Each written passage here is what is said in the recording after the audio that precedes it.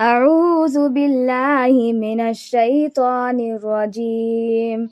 I seek refuge with Allah from Satan the outcast. فإما نرينك بعض الذي نعدهم أو نتوفينك فإنما عليك البلاغ وعلينا الحساب.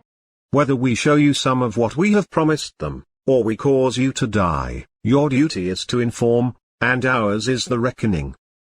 أولم يروا أنا نأتي الأرض ننقصها من أطرافها والله يحكم لا معقب لحكمه وهو سريع الحساب.